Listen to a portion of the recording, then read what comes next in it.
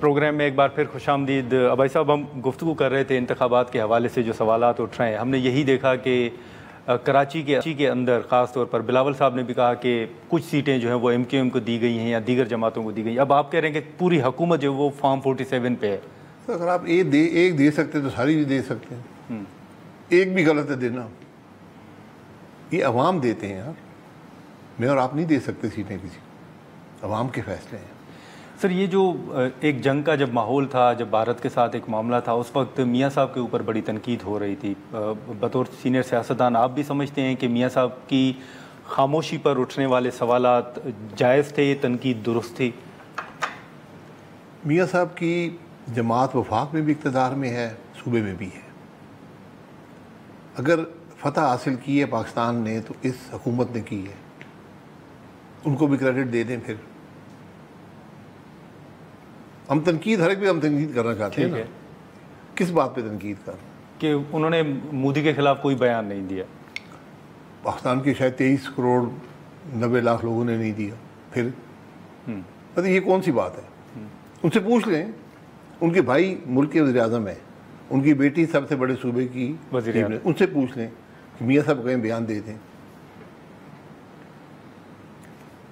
یہ ایشو ہے ملک کا۔ لیکن سر ایک چیز ہے، جب میاں صاحب لندن سے واپس آئے تھے، آپ کو ایک جلسہ یاد ہوگا جس میں انہوں نے باجوہ صاحب کا نام لیا تھا، اور اس کے بعد جب وہ واپس آئے تھے، وہ آئے اس کے بعد تھی، وہ بعد میں واپس آئے، اور واپس آنے کے بعد بھی انہوں نے کہا تھا کہ معاملات ایسے آگے نہیں بڑھ سکتے کہ مٹی پاؤ اور آگے بڑھو، اب احتساب ہونا چاہیے۔ اس کے بعد آپ کو لگتا ہے کہ میاں صاحب نے بھی صورتحال کو مد نظر رکھتے ہوئے کمپرومائز کیا؟ کس کا احتساب کرنا چاہتے ہیں؟ سر انہوں نے باجوہ صاحب کا نام لیا تھا۔ کریں نا، حکومت ان کی احتساب کر لیں۔ ہم پاکستان میں ہم سب قابل احتساب ہیں، ہم کسی کا احتساب نہیں کر سکتے، یقین کر لیں۔ مجھے وہ آدمی لا دیں جو کہے جی میرا احتساب نہیں ہونا چاہیے۔ نہیں سر، تو میاں صاحب اب کیوں احتساب سے پیچھے بھائی میں یہی کہہ رہا ہوں نا، وہ ایک سیاسی بات ہوتی ہے، انہوں نے کر دی ہوگی، یہ ان سے پوچھ سکتے ہیں۔ لیکن میں یہ کہہ رہا ہوں کہ ہم احتساب کرنے کے قابل نہیں ہیں، کیونکہ ہم سب قابل احتساب ہیں۔ جنرل فیض صاحب کا تو احتساب ہو رہا ہے سب یہاں احتساب اب کرنا شروع کریں گے، کوئی نہیں بچے گا، سیاستدانوں سمیت۔ لیکن آپ کو اوورآل سر کیا نظر آ رہا ہے کہ موجودہ حکومت، جیسے ہم نے بات بھی کی کہ سیکھنا چاہیے احتساب کی باتیں، آگے کو دیکھیں، ملک کیسے چلانا ہے، ملک کو خرابیاں کیا ہیں، خرابیاں کیسے دور کرنی ہے، اصلاحات کیا کرنی ہے، یہ وقت یہ آج ضرورت ہے۔ سر میاں صاحب یہی بات کر رہے تھے کہ مٹی پاؤ بغیر آگے نہیں بڑھ سکتے، پہلے احتساب کرنا ہوگا پھر آگے بڑھ۔ میں کہہ رہا ہوں آپ سے نہیں کر سکتے احتساب، آپ کی بس میں نہیں ہے۔ کس بات کا احتساب کریں گے؟ باجوہ صاحب نے کیا کیا؟ جو اس سے پہلے لوگوں نے نہیں کیا، اس کے بعد لوگوں نے نہیں کیا، سب کر رہے ہیں۔ چھوڑیں ان باتوں کو، ملک کو چلائیں۔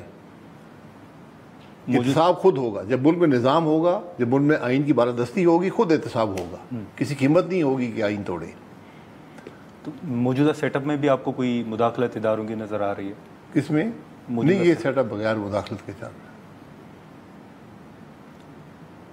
الیکشن بھی ٹھیک ہوا، الیکشن بھی ٹھیک ہو رہے ہیں، ملک بھی ٹھیک چل رہا ہے، ترقی کر رہا ہے، تو پھر آپ لوگ غریب سے غریب تر ہوتے جا رہے ہیں۔ یہ کیسے ہو رہا ہے؟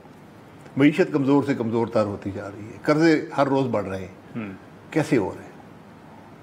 ملک کا یہ تماشا نہیں ہے، یہ 24 کروڑ عوام کا ملک ہے۔ یہ جو لوگ آج کرسیوں پہ، اقتدار کی کرسیوں بیٹھے، کرسیوں ان کی نہیں ہیں، پھر کون سے نظام کی بات کر رہے ہیں آپ؟ ہمارے ملک کے لوگوں نے اس کو بھی قبول کر لیا، اس بات کو۔ اس ملک کے عوام کی برداشت کو دیکھیں۔ سر میں ایک چیز صرف آپ سے جاننا چاہوں گا کہ یہ موجودہ سیٹ اپ چلیں، جن کرسیوں پر بیٹھا ہوا ہے وہ ساری کرسیاں ان کی نہیں ہیں، آپ کا تجزیہ کیا ہے سر کہ یہ کس کا مینڈیٹ تھا اور کس کو دیا گیا؟ سر چھوڑیں اس بات کو، میں کیا فیصلہ کر سکتا ہوں؟ جب آپ ووٹ نہیں گن سکتے، جب آپ کا تضاد ہے، جو پریزائڈنگ افسروں نے لکھا ہے، ووٹ کرنا مشکل کام ہوتا ہے، ووٹ گننا یہ ناممکن کام ہے۔ آپ نے اکٹھے کر کے فارم 45 جو ہیں، ٹھیک ہے، 300-400 فارم 45 ہوتے ہیں ایک حلقے کے اندر، قومی اسمبلی کے، اکٹھے کر کے ان کو آپ نے ایڈ کرنا ہے اور فارم 47 جاری کرنا ہے۔ کھلا تضاد ہے۔ اس ملک کے عوام نے یہ بھی ظلم برداشت کر لیا۔ اب آگے بتائیں ملک کے حالات ٹھیک کیوں نہیں ہو رہے؟ یہ سوال ہے۔ تو سر اس کے لیے پھر اب اسمبلی کے اندر اگر آپ دیکھ لیں 26ویں آئینی ترمیم ہوئی، حکومت دعویٰ بھی کر رہی ہے کہ بھائی 26ویں آئینی ترمیم ملک کے حق میں تھی. وہ سر آپ بتائیں گے. نہیں، آپ بتائیں، آپ لوگوں سے پوچھیں. جس ملک کا چیف جسٹس آج سو موٹو پاورز نہیں رکھتا، جس ملک کا چیف جسٹس اپنے ججز کی پرفارمنس نہیں ایویلویٹ کر سکتا، جو بینچ نہیں بنا سکتا، جو کانسٹیٹیوشنل پٹیشن نہیں سن سکتا، وہ کون سا عدل کا نظام ہے؟ ہم سب بعد میں پچھتاتے ہیں. آج سے چند سال بعد آپ سنیں گے یار بڑا ظلم ہو گیا 26ویں امینڈمنٹ. یہی جماعتیں کریں گی، یہی جماعتیں جو آج کر رہے ہیں. اور سب سے آپ پوچھیں گے کہ میں نے بڑی دباؤ میں ووٹ دیا. جی میں اللہ سے معافی مانگتا ہوں، میں نے دباؤ میں ووٹ دے دیا. یہ تماشے ہمارے ملک میں جب سے بنائے لگے ہوئے ہیں.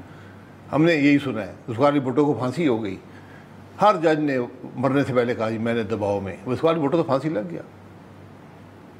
پھر لیکن سر آپ نے کئی الیکشن دیکھے ہیں، کئی ملک میں حکومتیں بنتے گرتے دیکھی ہیں. اس الیکشن میں یا موجودہ اسمبلی کو آپ ماضی کی اسمبلی سے اگر کمپیئر کریں تو آپ کو کیا فرق نظر آ رہا ہے؟ دیکھیے ہر الیکشن میں کچھ نہ کچھ خرابی تھی، لیکن جو 18 اور 24 کے الیکشن ہیں یہ بہت زیادہ خرابی ہے. یہ تو مکمل طور پر الیکشن پہلے ہوتا یہ تھا کسی کو زیادہ مضبوط کر دو، کسی کو کمزور کر دو، اس قسم کے الیکشن ہوا کرتے تھے. 4 6 8 10 20 سیٹوں پہ ہوتی تھی. اس قسم کے رزلٹس کبھی بدلے نہیں گئے جس طرح 18 اور 24 میں ہوا. ایک تو یہ بھی ایک سر سوال ہے نا کہ اگر پی ڈی ایم کی حکومت جب تحریک عدم اعتماد لائی گئی اور اس تحریک کے بعد اگر انتخابات کی طرف جاتے تو بھی حالات مختلف. یہ سوال نہیں ہے، یہ رائے ہے. نہیں، آپ سے سر سوال کر رہا ہوں کہ آپ سمجھتے ہیں کہ اس وقت اگر حکومت بنانے کی بجائے الیکشن کی طرف پی ٹی آئی کی کوئی مقبولیت ملک میں نہیں تھی. نہیں تھی. پھر آپ نے فیصلہ کیا ہم حکومت چلائیں گے. آپ نے ان کے سب گناہوں کو دھو دیے اور اپنے ذمہ لے لیے، اور الیکشن میں جو کچھ ہوا سارا پاکستان جانتا ہے. وہ ایک غلطی تھی اس وقت کی. وہ غلطی تھی، انسان سے غلطیاں ہوتی ہیں. لیکن سر حال ہی میں ہم نے دیکھا کہ آپ نے بلوچستان کا بھی دورہ کیا، اور وہاں پر آپ نے دیکھا کہ دھرنا بھی تھا، باقی ایشوز بھی. اب وہاں پر پیپلز پارٹی کی حکومت بھی ہے. آپ کیا دیکھ رہے ہیں کہ کیا حکومت آپ کو سنجیدہ نظر آ رہی ہے کہ بلوچستان کے مسائل کا حل ہو؟ اگر ہو تو کیا ہونا چاہیے؟ وہاں کے لوگوں کی بات سنیں، وہاں پہ آئین کو پر عمل درآمد کریں. جو سارے پاکستان کا مسئلہ ہے وہاں کا مسئلہ بھی وہی ہے. لوگوں کو عزت دیں، ان کی رائے کا احترام کریں، ان کے حقوق پر جو شک شبہات ہیں ان کو دور کریں، جو فنڈامنٹل رائٹ سے بحال کریں. یہی پاکستان کے مسائل ہیں. لیکن سر بلوچستان اور خیبر پختونخوا کے حالات باقی صوبوں سے اگر کمپیئر کریں تو وہ تھوڑے مختلف ہیں. زیادہ کیوں خراب ہے؟ امن و امان کے حوالے سے کیوں؟ آپ کی ذمہ داری ہے نا، وفاقی حکومت بھی صوبائی مل کر اس کو حل کرے. عوام کے امن دینا، تحفظ دینا یہ حکومت کی ذمہ داری ہوتی ہے. تو بیٹھ کر حل کریں، پتہ کریں مسئلہ ہے کیا مسئلے کا حل اس پر حملہ اپنے اس پہ ان کو فورس کے ذریعے ان کو آپ نے حل کرنا ہے، یا ڈائلاگ چاہیے، یا مسائل کا حل چاہیے. یہ سب باتیں آپ کو سوچنی پڑیں گی. لیکن سر جیسے ہم نے الیکشن کے حوالے سے ذکر کیا پیپلز پارٹی کے جو اتحادی جماعت ہے، اسی طرح وہ 9 مئی کے حوالے سے بھی اب رائے رکھتے ہیں کہ 9 مئی پر 10 مئی جو ہے وہ بھاری پڑ گیا ہے، اب ہمیں آگے بڑھنا چاہیے. آپ بھی سمجھتے ہیں سر کہ کون سے 9 مئی پر 10 مئی بھاری ہو گیا؟ 10 مئی کو کیا ہوا؟ 10 مئی کو جو بھارت کے ساتھ جنگ ہم نے جیتی. بھارت کا جنگ ایک علیحدہ بات ہے، اس کا 9 مئی سے کوئی تعلق نہیں ہے. 9 مئی کو پاکستان میں فوجی تنصیبات پر پاکستان کے شہریوں نے حملہ کیا. یہ بات قابل قبول نہیں ہے. اس کو آپ نے اس طرح پروسیکیوٹ کرنا تھا.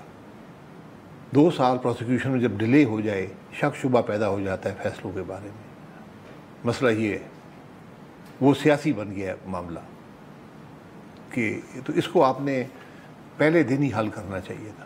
شہادتیں آپ کے پاس تھیں، آپ لوگوں کو عدالتوں میں کھڑا کرتے، ان کو سزائیں دیتے تاکہ یہ کام پھر نہ ہوتا.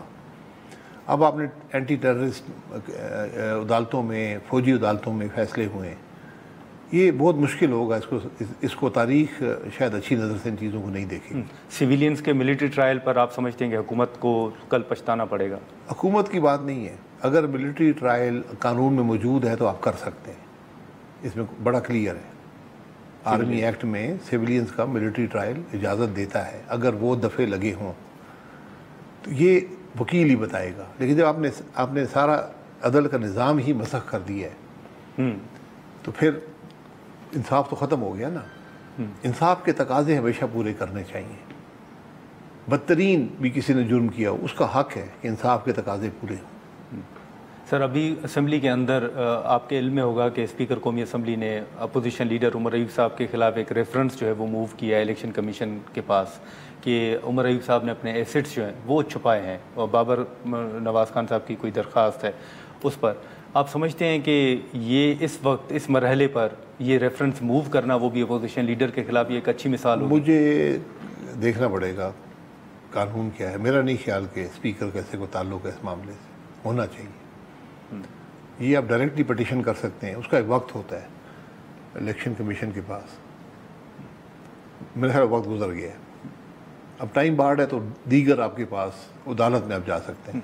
सर, एक आखिरी सवाल होगा कि अब आपकी जमात की आगे क्या है स्ट्रेटजी? आप समझते हैं कि दीगर जमातों से के साथ मिलकर कोई लाहे अमल जोड़ा जाएगा, कोई तहरीक, कोई स्ट्रेटजी आपने तैयार? जो भी आइन की बात करेगा, मुल्क में कानून की हुक्मरानी की बात करेगा, हम उसके साथ हैं। हम किसी गैर आइनी अमल का हिस्सा नहीं बनना चाहते। हमने अपनी जमात को ग्रो करना है, हम काम कर रहे हैं, हर ज़िले में जमात को इस्टेब्लिश कर रहे हैं। हमने सलाहियत जमात के अंदर पैदा कर ली है मुल्क के मसाइल पर बात करने की, मुल्क के मसाइल पर तवज्जो दिलाने की, मुल्क के मसाइल के हल बताने की। तो हम उस पर मुस्तकिल काम कर रहे हैं। ये जो मुल्कगीर तहरीक पीटीआई शुरू कर रही है, आपको दावत दी गई है? नहीं, हमें कोई दावत नहीं है। अच्छा। मुल्कगीर तहरीक किस मकसद के लिए? अगर वो कानून की बात करेंगे, हुक्मरानी की, हम उनके साथ हैं। वो आइन की बालादस्ती की बात करेंगे, हम साथ हैं। किसी की भी, हमने पहले ये बात कह दी है। ये हर पाकिस्तानी का होना चाहिए, सिर्फ मेरी बात नहीं है। चलिए ठीक है भाई साहब, बहुत शुक्रिया सर वक्त निकालने का। नाज़रीन, शाहिद खाकान अब्बासी की गुफ्तगू आपने सुनी। हम यहाँ पर एक मुख्तसर सा ब्रेक लेते हैं और ब्रेक के बाद गुफ्तगू को आगे बढ़ाते हैं।